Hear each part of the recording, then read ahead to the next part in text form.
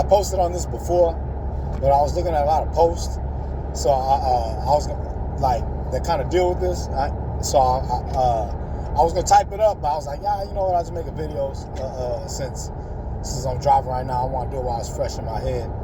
But I remember, like, when my mom was passing away, this dude at my job, you know, trying to come talk to me about his dad, and I wasn't trying to hear it, you know, because it looked like he was gonna cry, and I'm not comfortable with men crying in front of me. I get really uncomfortable with that shit.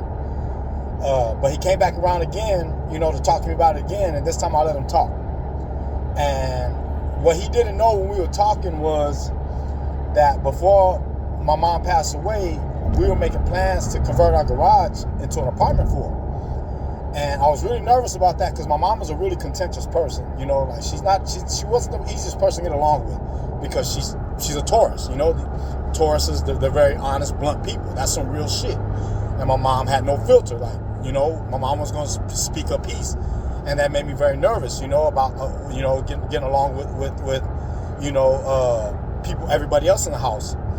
And so I kind of drug my feet on it, and then when she got real sick and after she passed away, I was kicking myself in the ass about it.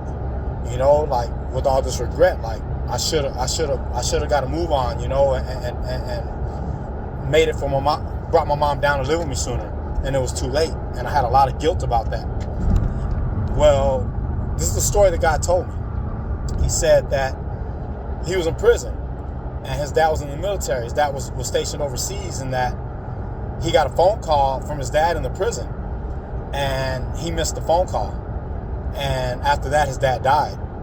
And he told me that him and his dad had a really bad relationship, you know?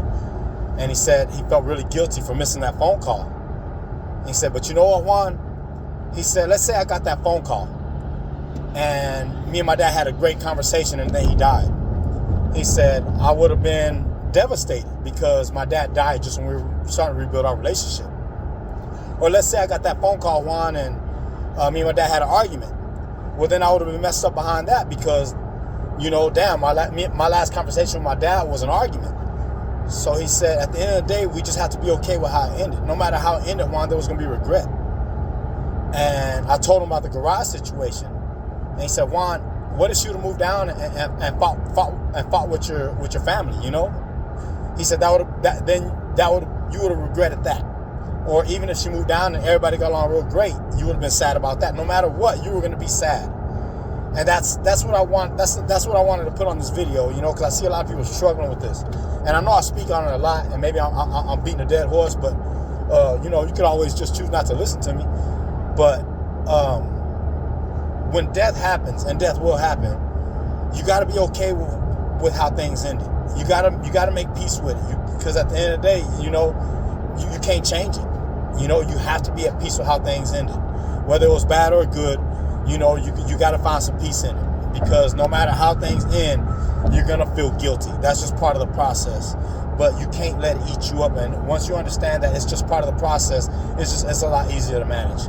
And I just wanted to share that, man. And hopefully it might help somebody that's struggling with it, because like I said, I see it a lot, man. Y'all have a good day. I'm almost home. Just had a long drive from Kerrville, and my mind was drifting to that, and I thought I figured I'd share it.